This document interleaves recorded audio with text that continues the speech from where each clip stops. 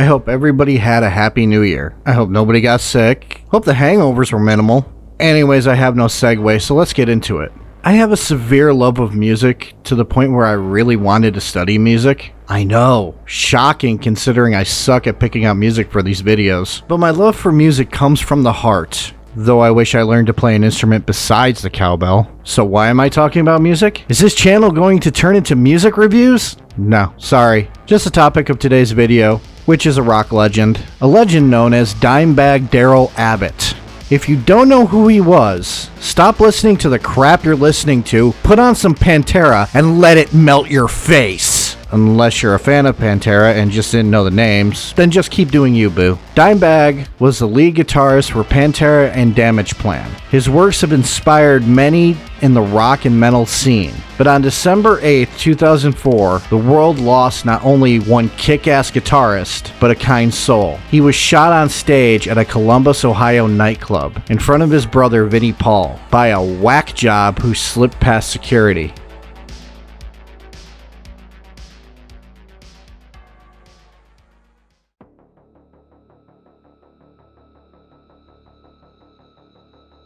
You can't talk about Dimebag without talking about his brother, Vinnie Paul. Vincent Paul Abbott was born March 11, 1964 in Abilene, Texas. Darrell Lance Abbott was born August 20th, 1966. Their father, Jerry Abbott, was a country music producer, so they were around music at a very early age. The other thing that they had was an inseparable bond. I mean, I've heard of brotherly love, but these two genuinely loved and cared for one another. Both became interested in music at an early age. They would attempt to learn different instruments before Vinnie, at the behest of his father, would take up drums. Darrell would take up guitar. Darrell would be influenced by bands like Black Sabbath, Kiss, and Van Halen. He took to the guitar wicked fast, and his father and mother were very supportive of this. The funny thing is, Vinnie and Darrell both learned how to play drums, but Vinnie was better at it, and when he was better than Darrell, he forbid Darrell from ever playing drums again. But to be fair, Vinnie was practicing drums even before Darrell had his first guitar. Just to show you how good at guitar Darrell was, at age 14 he entered a guitar contest. Not only did he win, he blew everyone away. That was with 2 years of practice. In fact, he kept winning contests to the point where he was either asked not to compete or to become one of the judges. That was before he even reached 18. In 1979,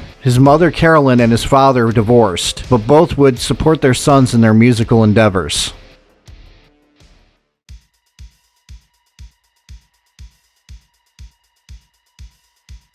So in 1981, Terry Glaze, Tommy Bradford, and Donnie Hart formed a band. These are high school classmates of Vinnie and Darrell. The four asked Vinnie to join, and he would agree on the condition that Darrell be allowed to join as well. Not surprising, since the two bonded over music and once had a 6-hour jam session where all they played was Smoke on the Water for 6 hours. They let him in, though the four thought a dude who crushed guitar competitions wasn't good enough. He would share lead guitar role with Terry Glaze, both switching back and forth on who was playing lead guitar. They at first called themselves Gemini, but changed their name to Pantera. Then some things changed. Hart left the band, so Glaze took over as vocals, leaving Darrell as a solo guitarist. Then Bradford left the same year and was replaced by Rex Brown. So by 1982, the lineup was completely different, and it would change again. But till then, let's talk about what they were doing before they made it big. They were a hair metal band, as in 80s big hair, a lot of makeup, and spandex. Jerry Abbott would become their manager, and Darrell began calling himself Diamond Darrell. They had some EPs to release, one in 1984 called Projects in the Jungle, one in 1985 called I Am the Night, but these were going nowhere. Hair metal was starting to wane in the later 80s. Enter Metallica. Yes, Metallica had an effect on Pantera with Ride the Lightning. Darrell and Vinnie began to love the sound they were exposed to with Metallica, along with Anthrax, Slayer, and Megadeth. So Darrell began to create his own sound using thrash metal and blues to make his signature style. But Glaze didn't like the sound and he left the band. Enter Phil Anselmo, the lead singer the band would have for the rest of the band's existence. At the same time they lost Glaze though, Jerry told his sons he couldn't help them. He wasn't a metal producer, but he got them in touch with one. Thus, they went into the studio to record their first album of this new Pantera. But while they were recording this new album, Dave Mustaine of Megadeth contacted Dimebag Darrell, asking him to play guitar. He paid his brother back by only agreeing if Vinny did drums. But Dave said no and passed on it. Well, it was his loss because in 1990, Cowboys from Hell released off Antco Records. They have recorded the album in 1989, but no other recording company would touch it. 28 times, every major label said no. Well, they missed out because Cowboys from Hell is considered a classic and drove Pantera to the upper heights of metal and rock. They were playing stadiums. They were partying hard. But Darrell wasn't into drugs. He was a heavy drinker, but he was never into anything more than alcohol. He also had a penchant for staying around shows and make sure that fans got autographs. Everyone he met, he made feel important. If he was at a party, he would invite people to party and drink with him. In 1992, they followed up Cowboys from Hell with Vulgar Displays of Power. It was in 1994 that Dimebag Darrell changed his name to Dimebag Darrell. This is because, well, he kinda liked pot. Just saying. I have heard other explanations for the name, but a lot of articles and sites agree that it's a pot reference. I could go on and on about their discography, but this is a true crime channel. And while important in the annals of music, we need to get to what happened on December 8th, 2004, so we'll skip ahead. The group was solid and spent the entire 90s being legends. But the 2000s would bring an end to Pantera and the brothers would start a new band.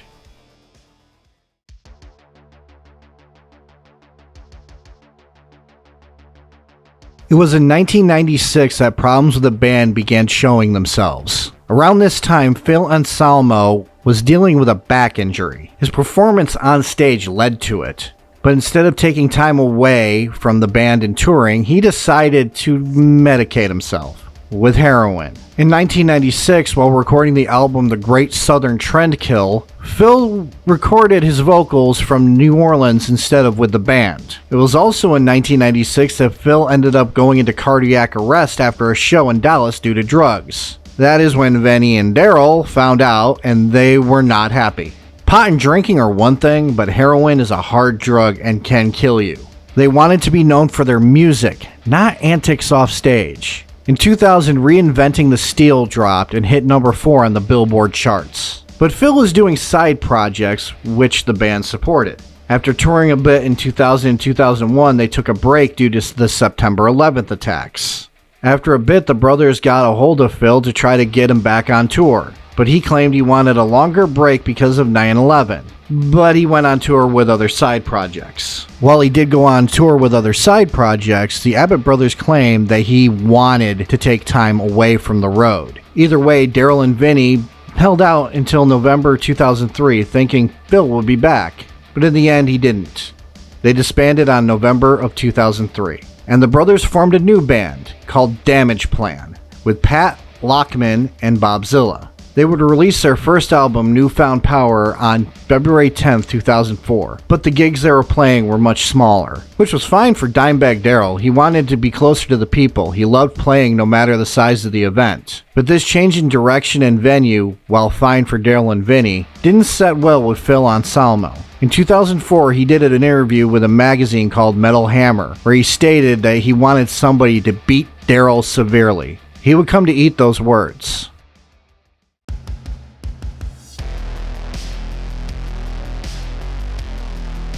Nathan Gale had mental issues. That much is certain. Born on September 11th, 1979 in Marysville, Ohio, even as a child he had troubles. First and foremost, in elementary school, he was in special education. He was given the nickname Crazy Nate by his friends growing up. He was a wrestler at the school he went to, but he transferred to a vocational school where he studied construction and electrical work. After he graduated in 1998, he became lost. Living at home with his mother, he developed substance abuse problems. He also was a huge fan of Pantera, at one point only listening to Vulgar Displays of Power over and over again for 2 years. In February of 2002, Gale entered the Marine Corps after being inspired by the 9/11 attacks to do so. Well, he didn't make it that far. In 2 years, he was discharged. From what his mother says, it was for paranoid schizophrenia. Soon things began to get darker and darker in his mind. First, he began to think Pantera's lyrics were his own, and that the band had stolen them from him. Then he claimed that the band was out to try to steal his identity. He once told a friend that God was asking him to kill Marilyn Manson. He would also talk to an imaginary dog. Though others thought he was harmless, he was a ticking time bomb of rage waiting to explode. At a Damageplan show in Cincinnati, he jumped on stage, destroying musical equipment before police drug him off. What he was attempting to do, whether he was going to use his gigantic frame to beat down either Darrell or Vinny, I don't know. But that time he wasn't armed. His second attempt, though, he brought with him a present his mother gave him when he joined the Marines, a Beretta 92 FS.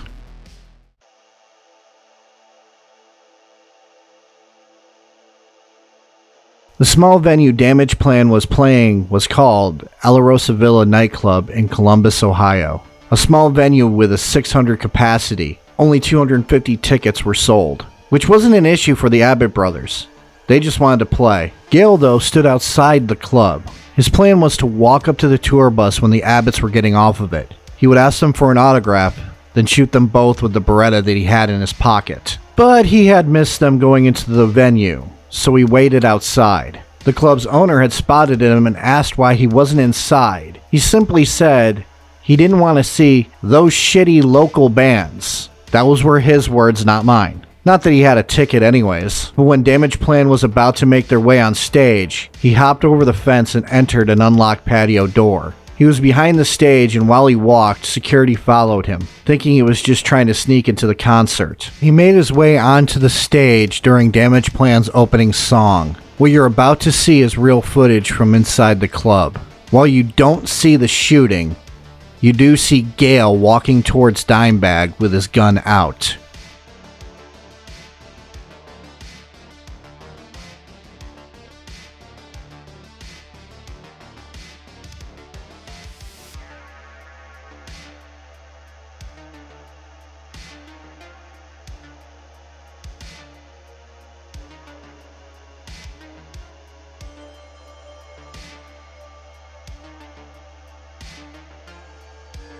Gale fired 4 times, 3 hitting Dimebag in the head and 1 in the hand. He was killed instantly. But then Gale began firing at attendees. He shot tour manager Chris Pulaska in the chest. Damageplan security chief Jeffrey Thompson tackled Gale, only for himself to be shot in the chest and killed. Pat Lockman yelled into the mic for someone to get help before he rushed off stage and into safety. An employee was able to dial 911 from a payphone. Fan Nathan Bray jumped onto the stage trying to help Darrell and Thompson, but he was shot and killed as well. An employee of the club named Aaron Hulk noticed that Gale was reloading. Some say Aaron was attempting to help get Thompson out of harm's way. Others say Aaron charged Gale. Either way, Aaron Hulk was shot 6 times by Gale, killing Aaron. In his fight with Thompson, Gale lost his glasses. He couldn't see very well. A band member from one of the opening acts, Travis Burnett, attempted to get the gun away from Gale, but after being grazed and shot at, Travis escaped with his life. Drum technician John Brooks attempted to as well. He was shot in the legs and taken hostage. That is when an officer, who I'm just going to put his name on screen because I know YouTube subtitles might make it a bit of a racial word, moved into position behind the drums with a shotgun. That officer fired on Gale, hitting him in the head with a 12-gauge slug, killing him. This all happened in 5 minutes. In the end, 5 people were killed, 3 were injured.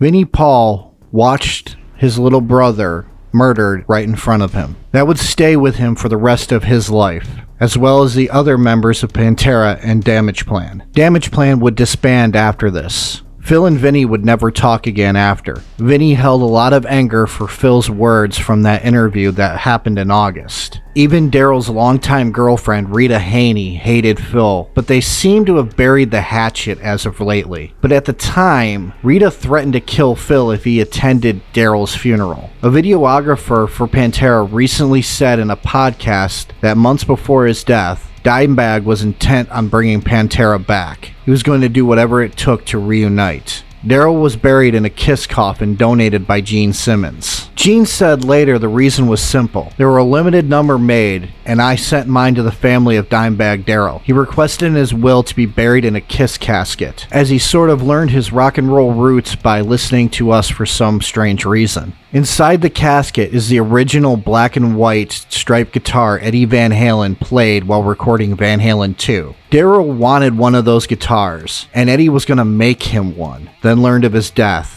So he placed the guitar with Darrell. He told Rita Haney, Darrell's longtime girlfriend, an original should have an original. Vinny did Nickelback a solid as well. He gave them a track Darrell had recorded, and with it, they did a tribute called Side of a Bullet. Now, I hate Nickelback, so I'm just going to move on from that with no judgment. Black Label Society's video for In This River is a full tribute to Darrell. Disturbed's album 10,000 Fist is dedicated to Dimebag Darrell. There are others, but I'm going to end on a tradition. Each year there's an event called Ride for Dime. It is to honor him and those who died. Bikers throw flowers near the graveyard Dimebag Darrell is buried in. One of the people that coordinates these events picks up the flowers and carries them to his grave. Darrell is buried next to his mother at the Moore Memorial Gardens Cemetery in Arlington, Texas.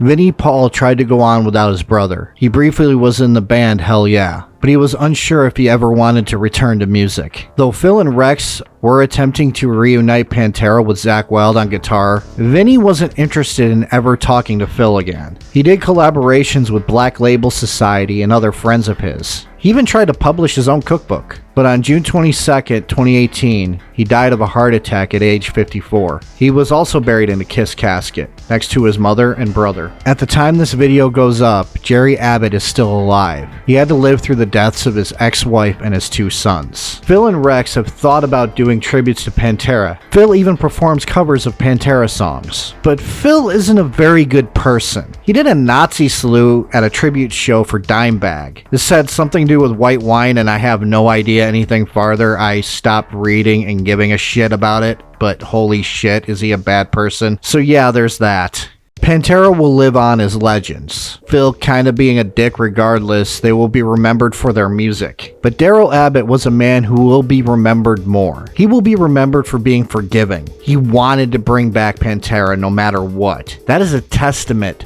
to what kind of person he is. Also, a really creepy fact is, he died exactly 24 years after John Lennon did. Both went out of their way for their fans, and both were killed by fans. Darrell Abbott was a legend, a kind soul. So put on some Pantera and let it melt your face.